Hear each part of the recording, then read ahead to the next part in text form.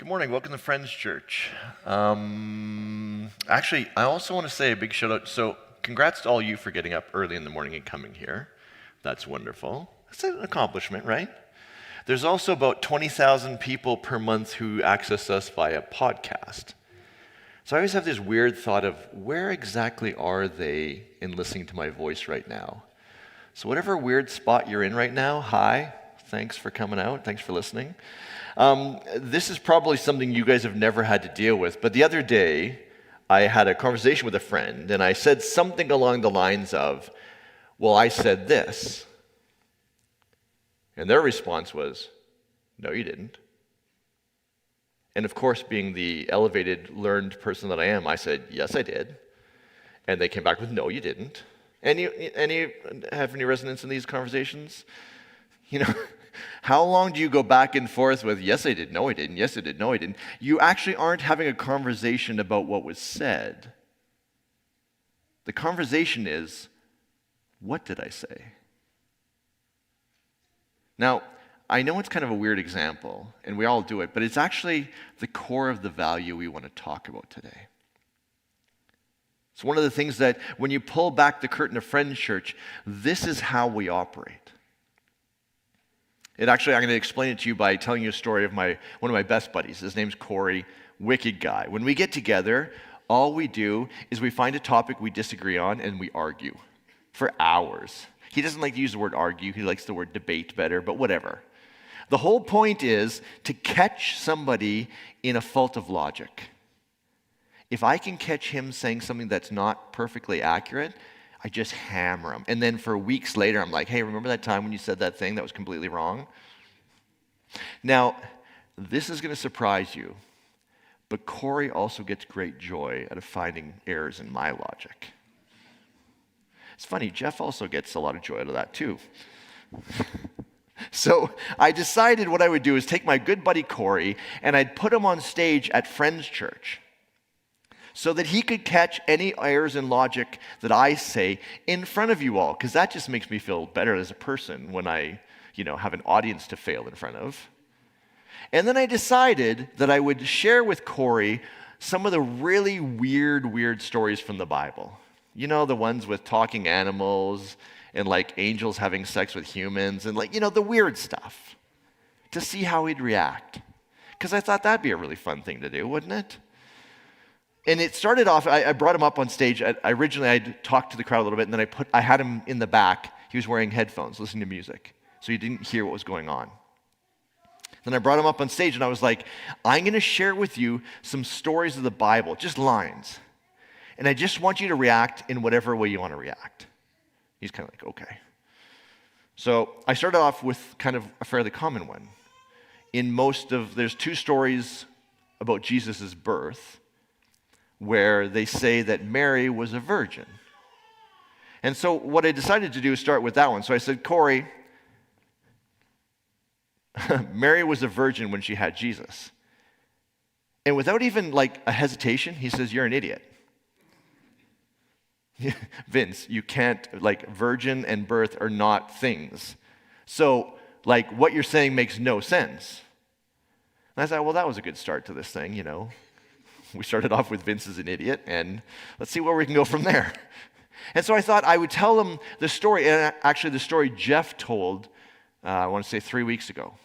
It's a story that's often called Jonah and the whale, Jonah and the big fish. For those of you who don't know the story, there's a story about this character named Jonah, and he gets a call from a character named God in the story. And I say the word character God because it's a conception of God, and you'll understand in a second. So Jonah gets this calling from the character God to go that way. And so which way does Jonah go? That way. He runs away. And so he jumps on a ship to go to the opposite end of the world. And while he's on the ship, a storm blows up. Not like it's a little blustery, we're all going to die in the storm if we don't do something. Now, in their conception of God, when a cataclysmic event happens, is because someone pissed off their conception of God. And so the issue with the storm is, well, who was it? Who's God angry at? And so the way they figured it out, this is the way they conceived of it. The way they figured it out is essentially they pulled straws. Everyone gets around in the boat, they have straws, everyone pulls their straw, and someone gets the short straw. So guess who gets the short straw? Jonah.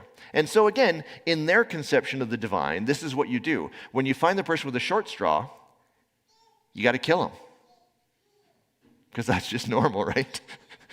So they take Jonah, they toss him over the side of the boat in a storm in the middle of the ocean, right? Now, the story goes that a giant fish comes up and catches Jonah. I don't actually know how it goes, but swallows Jonah. And Jonah lives in the belly of a whale or a big fish for 3 days. Yes, without air, without, in the bile or whatever's in there. And then the fish comes to the shore 3 days later and pukes Jonah up onto the beach, and Jonah kind of brushes himself off. A little bit, right? But whatever, he's fine. So I say to my buddy Corey in this thing, in front of you all, I say, hey, Corey, I believe that Jonah was swallowed by a fish and lived for 3 days. And he kind of pauses and he looks at me. He's like, well, you can believe whatever you want. Isn't that strange? The first one I commented on, Mary's a virgin when she has Jesus. He says, Vince, you're an idiot. The second one I comment on, he says, well, you can believe whatever you want. Why the difference? Hey, Yanni, can you throw those up for me on the multimedia? Now, for those of you who've been around Friends Church for a while, zip it. Let's let the new people figure this one out, because you already know the answers. Because you live this stuff out. You get this. But I'm going to do a little audience participation. What's the difference between those two statements I said to my buddy Corey?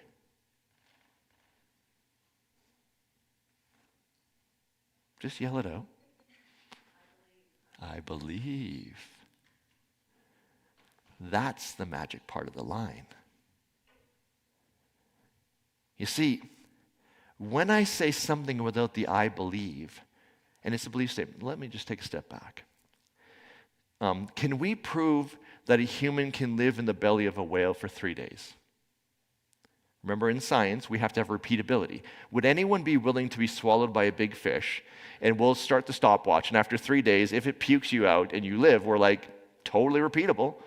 And it's funny, they haven't done this experiment yet. I wonder why. It's because the biology of it doesn't work. Now, there could be some all the laws of the universe suddenly change. And then it could happen. But really, when we look at it, the biology doesn't work. And so if we look at it through a scientific lens, we say, can we repeat this? No, we can't, or at least we haven't yet. Again, you guys have not offered to allow us to test this. What we're dealing with is a story with a detail that probably isn't provable. It's not a fact of science. Same thing with a virgin birth. You need an egg and a sperm. Without one of those, not going to happen. Now, we can say there's a supernatural event that changes all the laws of nature, sure. But repeatability-wise, in terms of science, we cannot make a single egg suddenly get fertilized. So when we look at it through a scientific lens, this is not something that's provable, that's repeatable. When you read through the Bible, story after story after story doesn't fit through the lens of we can prove that this is fact. Can you prove even that there was a guy named Jonah who lived, let's say, 3,000 years ago? We can't. Can we prove much of the Bible? No, there's huge sections we can't prove that are not connected to the archaeological evidence. Now, if you grew up in the church, this part of the conversation is probably feeling a little uncomfortable. I don't know about you, but I grew up in this era of church that said, if I can't prove something in the Bible, if I can't prove one of our founding stories, it's not valuable. Its value is in its proof. I was reading The History of God. I quoted it a couple weeks ago, Karen Armstrong. She actually traces this back to Descartes. Up until Descartes, we had this separation between science. Well, actually, science wasn't invented earlier than that, let's be honest. We had this history of spiritual practice that worked, stories that moved us and changed us. And then Descartes starts to go, well, wait a second, what can we trust? That which we can prove. And over the next couple decades, things that weren't provable seemed less valuable. We're part of that later tradition. If there's no Jonah, some people say this, if there's no Jonah, and Jonah didn't live in the belly of a whale for 3 days, garbage, throw it out, useless, not even valuable. And yet how many of us have stories of being called to take water? And we're going, oh, I don't want to take that water. That sucks. That's hard. I have to give to, no, screw that. I'm going this way. There's this idea that says stories that aren't factual, aren't provable, aren't historical, are somehow less valuable. We don't agree. We don't agree at all. Most scientists start with a story. A belief that there's something in that direction. Do you guys follow CERN, one of the Large Hadron Colliders? They basically take stuff and shoot them at each other. It's basically smash-up derby with a lot of money involved. But they're trying to find core particles. They don't actually know what they're finding. They have a belief that there's something in that direction. Just the other day I read a paper. They're like, yeah, it wasn't there. We thought it was over there, not there. We start with a belief that there's something valuable over there. If you would log onto your bank right now, there's a number attached to your account. Hopefully it's a big number. I wish that for you all.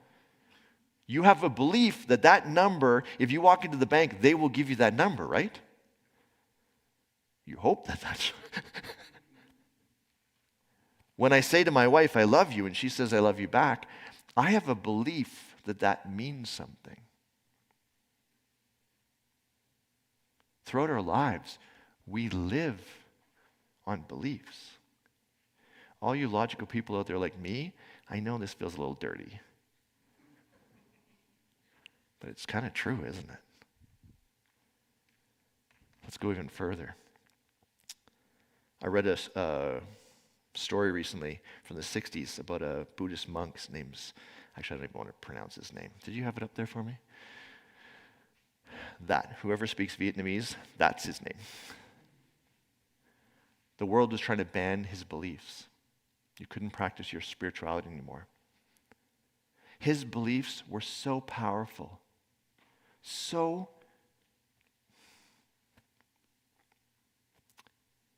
to protest, he lit himself on fire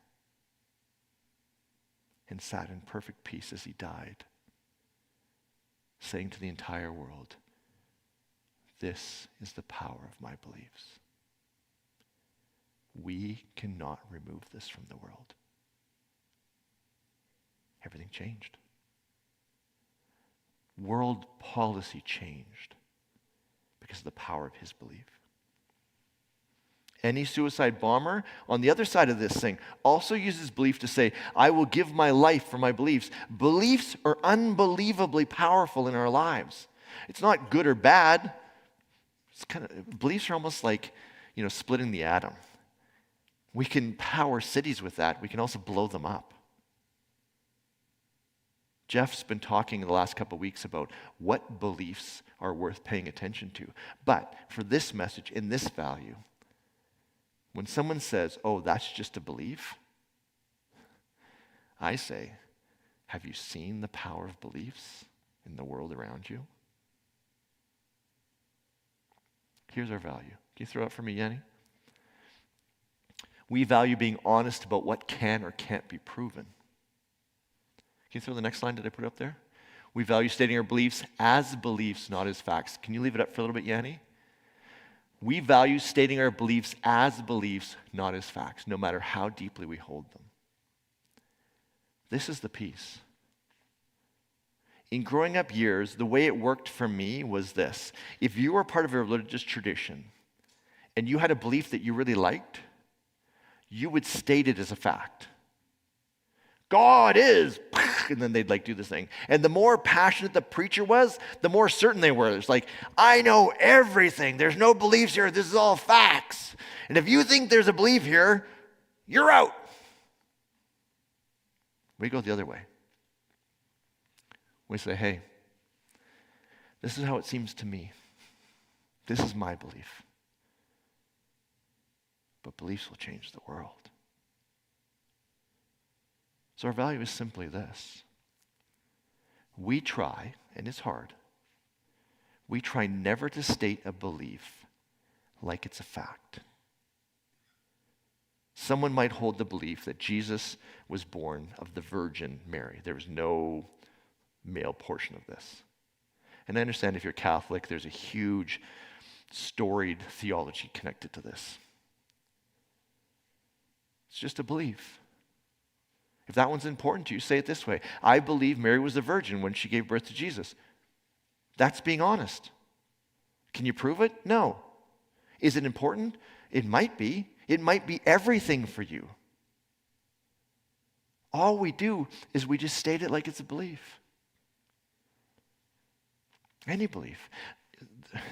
The reason I say this character of God in the story is because even the conception of God is a belief. And so I just say it in that way. It's my way of kind of bringing a flag, being, hey, there's a conception here. It's not fact. Conception, belief. No less powerful. But I'm just honest. Here's why we hold this. I've had, again, you know these stories. Every time I'm with someone, within the beginning of the small talk, it's, what do you do for a living? And if I don't want to deal with it, I just say I'm a welder. I don't think it's lying because I can weld. I just don't want to go down that. Some days, you just want to have a drink and just not worry about it. Because as soon as I say I'm a pastor, we're in this land. And in their minds, they think I'm going to talk to them like my beliefs are facts. And they are sitting like, some of the people, it's like they have this big old gun, and they're like, oh, here we go, buddy. One wrong move, and I'm going to blow your head off. And then I say, you know what? Here's what I believe. And I just state all this stuff, not as fact, but as belief. The one that's really resonating with me right now is this one. In the Babylonian diaspora, they conceived of a new way of conceiving of the divine. They said the divine lives as a spark in me and a spark in you. You are the walking divine. And you, each one of us, can walk into the moment of somebody else's life, and the spark of the divine in me becomes the presence of the divine for them. They're going, I've been left, no one cares, there's nothing. And we walk in and take water, and they're going, oh. Is that a fact? No. Is it a belief? Profound. When you state your beliefs like beliefs, you will be blown away by the conversations you have. The openness. Okay, that's a weird belief. Why do you believe that? Not, you're an idiot, I'm going to blow your head off. Let's take it right back to the beginning. I said this. No, you didn't. Can either of us prove what we said? No. We know memory is faulty. We know that every time we recall memory, it moves a little bit. So here's how you apply this value to your life. You say it this way, I have a memory of me saying this. Is that the same memory as you have? No, mine's over here. Oh. Now we're actually going to have a conversation about what we were trying to talk about, not whether my memory is fact. being honest about what we believe. It's the core of Friends Church. We're right in the middle of this series called Watering Our Worlds, talking about the values that power up this place, kind of behind the scenes. You know, years ago, I was driving in the city, and I noticed an ad that came up on the radio. It was announcing a blood drive that they were doing. They were saying that they were short donors, and they're needing people to step up and donate blood. For whatever reason, I rarely pay attention to commercials that come on, but that caught my eye. And I remember thinking to myself, I want to donate blood. Never done it before. I'm going to do that. And it was kind of in the back of my mind. I said, I'm going to get around to that at some point.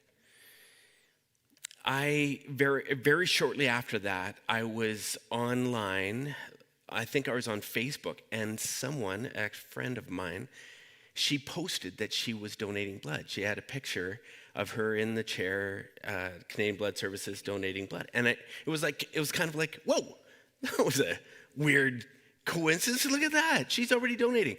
I need to call her and just find out a little bit more about her donating, because I was kind of working up this kind of the bravery to go and do this. Then, literally, I don't know how much later, but it could have even been, it was that week. I'm sitting at a red light, and I look over, and I see in this big billboard, 188 to donate. This is their big campaign to get people donating. I'm just like, what the heck is going on? I just had one of those moments where it's like, okay. It was so uncanny. I said, maybe I'm really supposed to be doing this or something. So I went home and I called and got signed up to donate. In the back of my mind, it was just kind of like the hair was standing up on the back of my neck going, is this someone telling me I should be doing this? I don't know if you've ever had those moments where it's like weird coincidences. You're like, what was that about?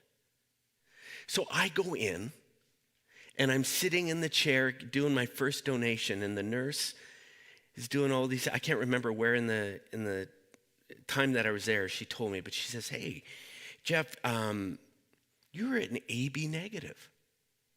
And I said, oh, okay, cool. Didn't mean much to me. I said, and in fact, I asked her, I said, what does that mean? She goes, well, actually, that's the rarest form of blood we got. She said 0.05% of all donors are AB negative. I went, really? Am I at risk or something? I wasn't sure what she was saying here. She says, actually, AB negative is an amazing plasma donor. She said, it's a universal donor for all different blood types. I went, well, look at that. I feel special right in the moment. And I was kind of joking with her. She says, would you ever consider donating plasma? I said, you can donate plasma? News to me. I said, what's involved? She said, well, and she started going through it. So I said, yes. She told me enough to, I said, oh yeah, I'll take a stab at that. Sure. Where do I sign up? She said, we'll be in touch.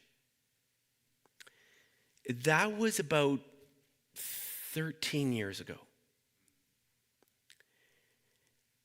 I have now donated on a kind of, if not a bi-weekly, kind of a monthly basis ever since.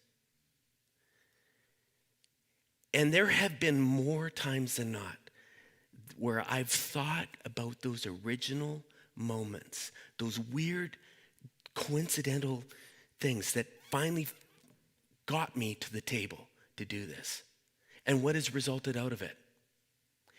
Something tells me something was at play there.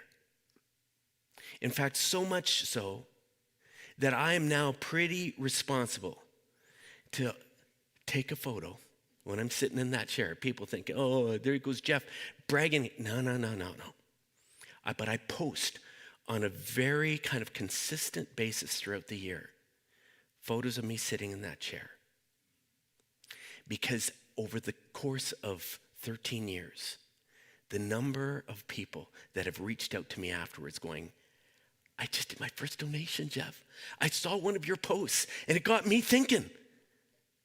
And I stepped out and did it. And so I hear these and I go,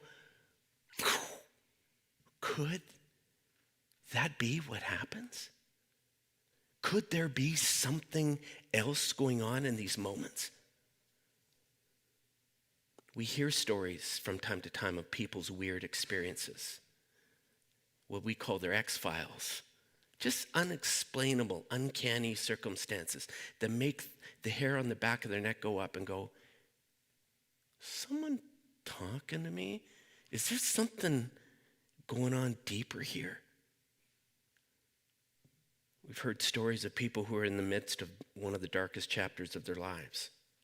Consciously or unconsciously, they're making decisions that are sabotaging their own lives. And they can be there in the middle of a dark chapter, and then all of a sudden, a phone call comes. And it happens to be a person who happens to say something that for whatever reason wakes them up. Sometimes they'll be sitting there in this trance and something will come on, a scene in a movie on TV, that all of a sudden it's just like laser beam and it grabs their attention, and there's like this moment where they're going, what am I doing? I remember one guy saying, my kid, in the middle of one of my darkest times, and I've lost myself. My kid came and said this thing. And it was like, my kid knew what I was going through. Now, he didn't, but everything that he said in that moment, he said, my hair on the back of my neck stood up. And he says, it was a catalyst for change. He says, it's like I came up for air and went, what the hell am I doing? We hear people talk about moments they've had as they stand on the top of a mountaintop. They're just doing a hike. They're just in this moment, and all of a sudden, they just begin to survey the landscape. And I've heard it said, some will say, all of a sudden, everything just seems so big and beautiful. It just, the hair on the back of my neck stood up, and I began to feel so small in the light of something so big. I've had people say the same kind of thing as they're staring up at the stars at night, and they began to just fathom how massive the universe is. And they said their circuits just blow. And this hair on the back of it, they're going, there's got to be something going on out there.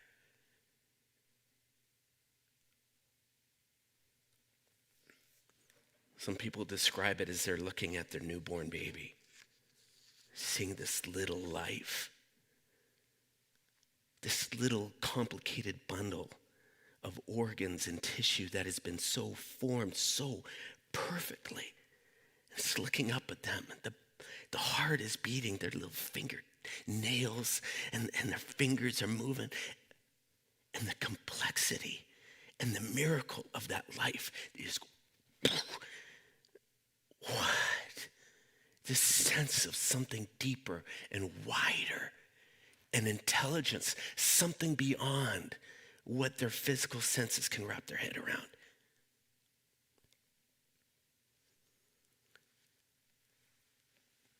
In these moments, can feel like there's just something, someone outside of ourselves, something beyond even our rational mind that's present, an energy, a life force, something more.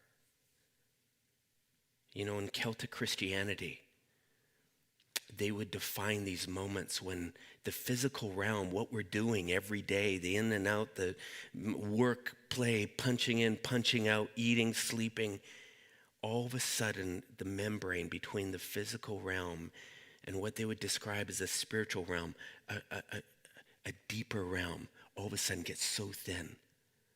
They're like, oh, they become aware, perhaps, that there is more going on than what their senses can even register. They're going, what the heck? Our spiritual ancestors believed that there was some kind of divine power, energy that could be tapped into. They called it God. In different ancestry lines, they personified this being out there. But it was just something deeper and wider to life as they knew it. And they believed that it could help, lead, and inspire and guide. The writer in Proverbs said, trust in this power. Listen to its voice. Everywhere you go, it will help keep you on track. At one point it says, don't assume you know everything. Don't get cocky in thinking your rational mind can wrap your head around everything that's going on. In the wisdom tradition of our ancestors, there was always a big caution flag put out saying, be careful that you don't become closed-minded. Close to this more than. Because it is there and it's speaking. It's moving. It's doing stuff. Around here at Friends Church, we believe that there is something more than what we can wrap our heads around. We call it the more than. I mean, there's so many different names that have been used for this sense that, man, everything that we can see, there's something more going on, reverberating, vibrating in this world, giving life, meaning. In fact, a number of years ago, we wrote a value devoted to this very thing. We said we value people being guided by something more. All throughout the Bible, we read of something more interacting with and guiding individuals from every walk and level of life. And we see ourselves in a long line of generations that are taking part in an endless conversation between the divine and people. We're part of this ongoing conversation where our spidey senses start tingling and we're going, ooh, something happening here. These conversations, these thin place moments, they can happen anywhere, we believe. They can happen in the middle of a service. You can be sitting here just innocuously, and all of a sudden, it's like everything fades away and you feel something talking. Or you feel that moment where it's like a finger's pointing at you and you're going, hey, this is for you. And you go,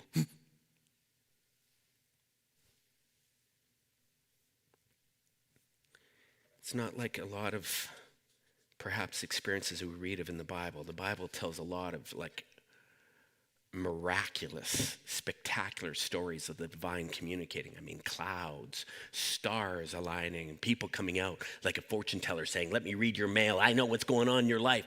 And it's like, wow, with laser precision. No, it's not that these things don't happen. We just don't see them happen often. What we do see, there's a few patterns that we've watched of when it seems like these thin place moments kick in. We watch them happen with these coincidences. Now, I'm not saying every coincidence is, oh, there's something crazy going on. I'm not saying that. But I tell you, there are times I've listened to people talk about things just kind of aligning, and it was just enough for them to go, wait, something communicating right now. I go, oh, yeah, open up. Maybe. Sometimes it happens. I was just chatting with someone this morning in the lobby. We're talking about how sometimes the divine can communicate through people in our life, and often without them even knowing it. She says, I'm a believer in that. I'm open to that. I was having breakfast. I've told this story before with my mom. I was in a dark place. I was bent in half, over her as a parent with a kid that was going through a very tough time. I sat with my mom. She was in town. We were having breakfast at Cora's in Brentwood Village Mall. And she began talking. And there was one part in the conversation where she delivered a line, and it was like everything went mute. I couldn't hear restaurant noise. I couldn't. And all of a sudden, this warm feeling it was like, you know how you can be outside in the snow and wet? You get your feet really damp and cold, and it's like your body starts to ache, and then all of a sudden, someone wraps a warm towel around those feet. That's what it felt like. And I felt this warm, divine presence. It's like it just wrapped me up and said, Jeff, you're okay. We're going to get through this. You're doing a good job. I don't even know how to describe that. But I just sat there. My mom's lips are moving. I don't hear a thing she's saying. But I just feel this. I walked out of there that day. I couldn't stop smiling. I felt like I had some kind of thin place moment where this energy just went, you're okay. Some describe it as like an epiphany and like a moment of awareness. Remember talking to a guy, his marriage was on the ropes. They were ready to call it off. They'd been to the lawyer, they'd been working through therapy. He sat in his office one day, and it was like someone flipped on the lights. And he said, literally for the first time, I began to put together a bunch of different things that my wife had been saying to me that I was not willing to see. And it's just like all of a sudden it dropped. He says, it was like this epiphany. He said, I don't know how to describe how that went down or why, but he says it was like a catalyst for change in my marriage. And he says, I have no other way to describe it. It's just a spiritual moment. I go, yeah, I know what you're talking about, pal. Could it be that the divine, something more out there, is communicating all around us, and sometimes we're just not open or looking? There was times where Jesus would begin a teaching, a parable, and he'd say, let him or her who has ears to hear, let them hear. Let him who has eyes to see, let him see. And what he would often say is, I'm going to say some things, and it's going to fly right over some people's head because they are closed. But he said, there are people here, if you are tuned in, you let your spidey senses kind of just open up a little bit, you're going to pick up what we're throwing down. Could it be that as we just learn to open up, that more of these thin place moments could be happening all around, in and through us? You see, here at Friends, we believe that can happen. We've watched, we've felt it, we've experienced it. Now let me just say something. I'm done here. Over the years, as a Friends community, that we've been kind of wrestling with some of our former beliefs, and we've been deconstructing some stuff and going, man, I once used to believe that, but man, I don't know that I'm there anymore. I think I'm over here now. And we go through this whole process. Something, and I am just going to speak from experience, something can easily happen as you begin to do that process. My openness, my spidey senses, in some ways I turned off because my logical mind began to say, I think I got this figured out. If I look back over my lifetime, some of the most powerful divine moments happened before I really started deconstructing. And so there's some of you who may be in that process of just saying, I'm going to take a really hyper-rational approach to this whole spirituality thing. I'd say, hey, don't check your brain at the door. You don't have to do that. You don't have to take your thinking mind and just throw it out. No, but I can tell you this. There are times when these more than moments will defy what your logic brain wants to accept. And they will challenge you. So I don't know what you do with that, but I'm telling you, around here, we honor these nudges. We honor the spontaneous moments where all of a sudden you're going, oh, wait a second here. Is there a greater, deeper sense of wisdom here on this issue that I have been close to? I'm feeling a nudge right now. I'm seeing a need. And yes, I've got all these commitments, but man, I can't let go of this opportunity to help over here. All we would ask you to do is, in the midst of honoring your own faculties, to be open to those moments when the spiritual realm feels close and near. When you catch a glimpse, you feel the nudge, the coincidence, whatever, be open. That's where we're going. So, we will speak to the mind. We will challenge, we'll be open about belief and not fact. We'll try to keep those things separate. But we'll also acknowledge and celebrate with you as the divine or the more than communicates and nudges you in different ways. And we will celebrate when you're willing to just be open to that process.